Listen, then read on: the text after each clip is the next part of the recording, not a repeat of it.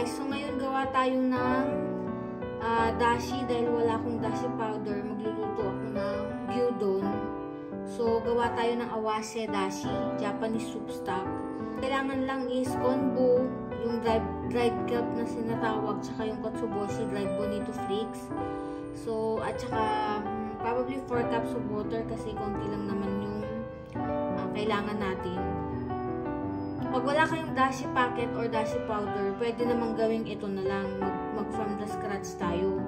So yung iba, kiniklin pa nila to ng damp cloth, pero malinis naman siya. So hindi ko na siya pupunasan ng damp cloth kasi itong powdery substance na to, maraming umami kasi to eh. So ayoko siyang mawala. Gawin natin, guntingin lang natin to.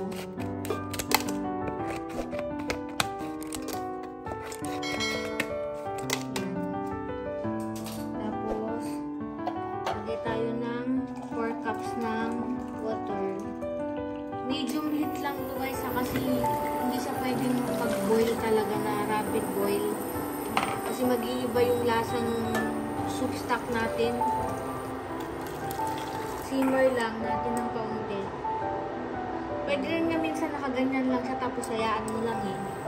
Mainit lang na water. Pwede rin cold brew yan. So, medium low lang yan Tapos, bring to ano lang, yung slowly almost boiling lang siya. About mga 10 minutes yan.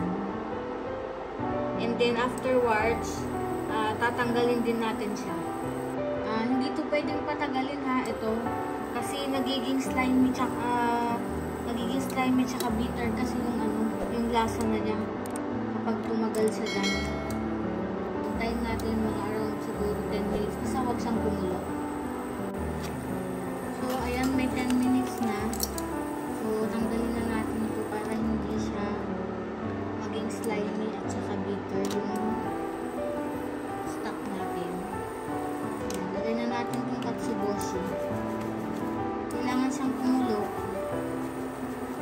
And then, pagkulo, patay na natin yung heat. And then, hayaan na bumagsak muna, bumaba yung katsuboshi sa ilalim ng katsuboshi. Pwede nyo palamigin to. Lagyan nyo lang sa ref. Para pag gagawa kayo ng miso soup, ganyan, may base na kayong gagamitin. 3 to 5 days siya sa ref I mean, in my experience 3 to 5 days siya sa ref. Tapos 2 weeks naman siya sa freezer. So, gagawa kayo ng, for example, miso soup, meron na kayong base. Marami kasing pwedeng paggamitan ng dashi. May iba-ibang klaseng dashi, pero yan yung madalas kong ginagamit kasi simple lang. Tsaka madaling hanapin yung dalawang ingredient na yan ng awase dashi sa mga Japanese store dito sa atin. Kasi merong awase dashi, katulad itong ginagawa ko, merong kombu, na may dried kelp na kasi yun, merong katsudashi, irikodashi, marami kasing klase, merong shiitake dashi.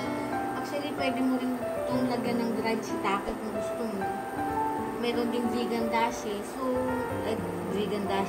meron ding vegan dashi, so, yun, maraming klase sa awase dashi, kombu dashi, katsudashi, irikodashi, shiitake dashi, vegan dashi, pero ito yung base ko talaga na laging ginagamit. Minsan, aside dito sa dalawa, kung meron akong dried na shiitake mushroom, o kaya meron akong tawag nito yung katsu, naglalagay din ako.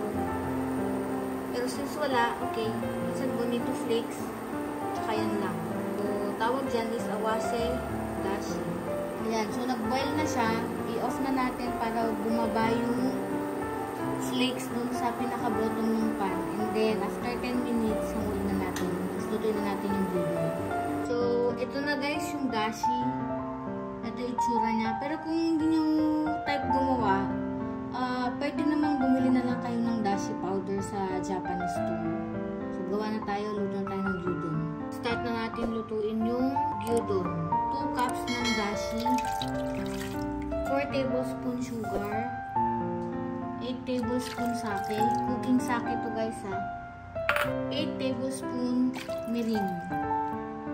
Around 1 cup ng soy sauce. So, mix muna natin. Pero naka-off pa yung heat, ha? So, spread natin yung onion.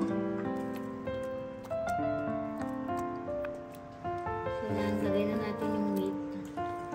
By the way, itong gamit ko na beef is short beef.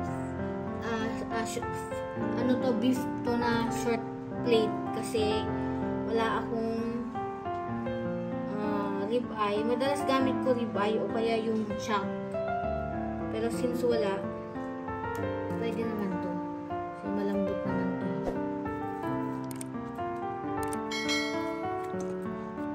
Actually, pwede kayong gumawa nito ng marami. Tapos, lalagay nyo lang sa freezer.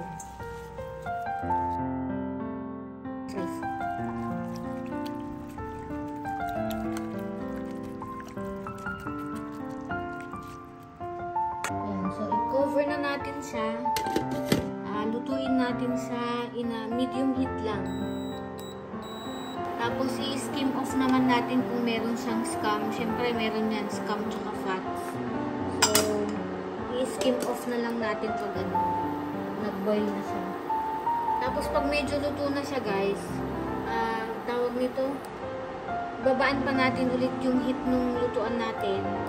And then, continue lang ng luto ng 3 to 4 minutes and then okay na siya. Sprinkle na lang natin siya ng green onions or leeks. And guys, so nag-change color na siya.